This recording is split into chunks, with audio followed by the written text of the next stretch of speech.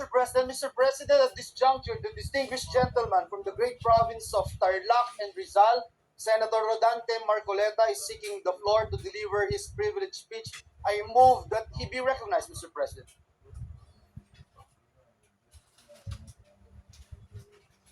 Senator Marcoleta is recognized to deliver his privileged speech. You may proceed, sir.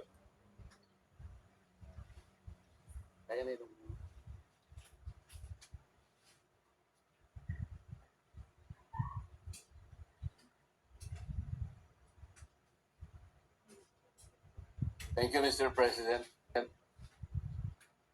Mr. President, I rise on a question of privilege. Today, I believe the entire nation awaits the disposition of the matter in regard to the impeachment complaint filed against the Vice President, Sara Duterte.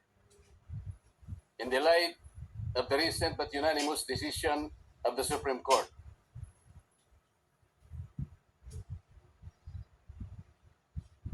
Mr. President, this decision was promulgated on July 25, 2025, declaring said complaint to be unconstitutional, void ab initio, violative of due process, and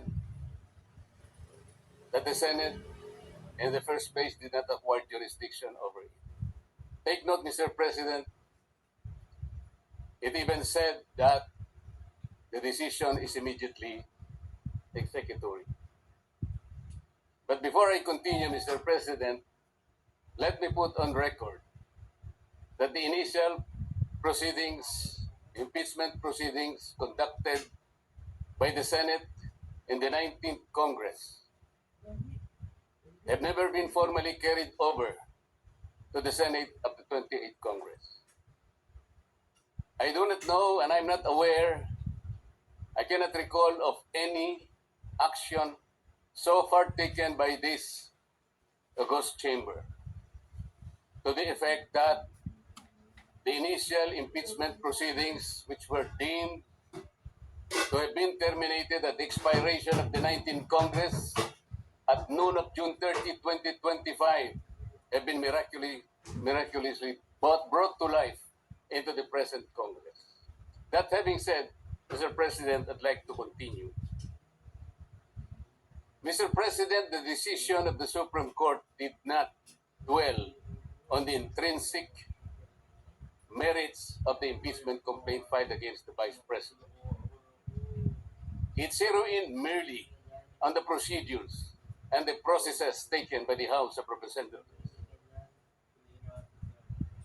To repeat, it declared the whole impeachment complaint constituting the articles of impeachment to be unconstitutional, violative of due process, void ab initio.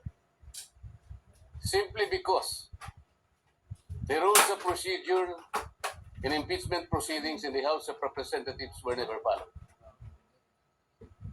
And they violated the 1 year ban on multiple impeachment complaints as prescribed under Article 11, Section 3, Paragraph 5, which says that no impeachment proceedings shall be initiated against the same official more than twice within a period of 1 year. Napakasimple po ng sinasabi doon, Mr. President. No impeachment proceeding should be initiated against the same person more than twice within a period of 1 year. Ilan po ang impeachment proceedings, impeachment complaints na ipinail ng House of Representatives? 4 po eh. The first one started in December 2. Sumunod po December 4. Meron pang sumunod na December 19. Hanggang sa umabot po noong February 5. Yun nga pong ipinangangalandakan na impeachment complaint which was signed by more than 1/3 of the members of the House of Representatives. Nasunod po ba?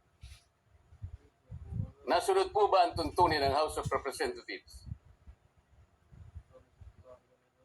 Noon pong nag-require ang Supreme Court, Mr. President, tinanong po yung House of Representatives in connection with the two petitions filed by several parties before the Supreme Court. One of the items required by the Supreme Court is for the House to give the status of the first three complaints filed. Ano po ang sagot ng House of Representatives? Yun daw pong unang tatlo. The one filed in December 2, December 4, and December 19 were all archived. Nasaan po sa rules ng House na yun pong mga impeachment complaints na ipafile ay archive? Wala po.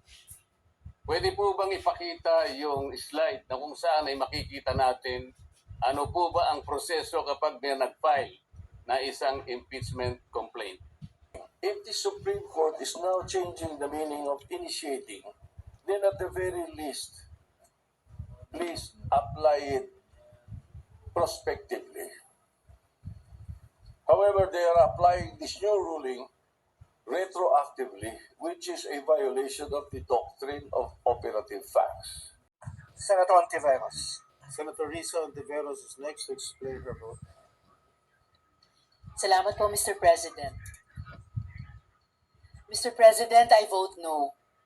The 1987 Constitution entrusted the duty to try and decide all cases of impeachment to the Senate. Today, we are voting to abandon this mandate. I reiterate that the Supreme Court decision is not yet final. Kahit paano mo baliktarin. So, make no mistake, this was an act of the Senate. Senator Estrada is recognized. Thank you, Mr. President. Mr. President, esteemed colleagues, more than 190 years ago, Justice Joseph Story warned that impeachment requires a lofty sense of duty, a deep responsibility to future times, as well as to God.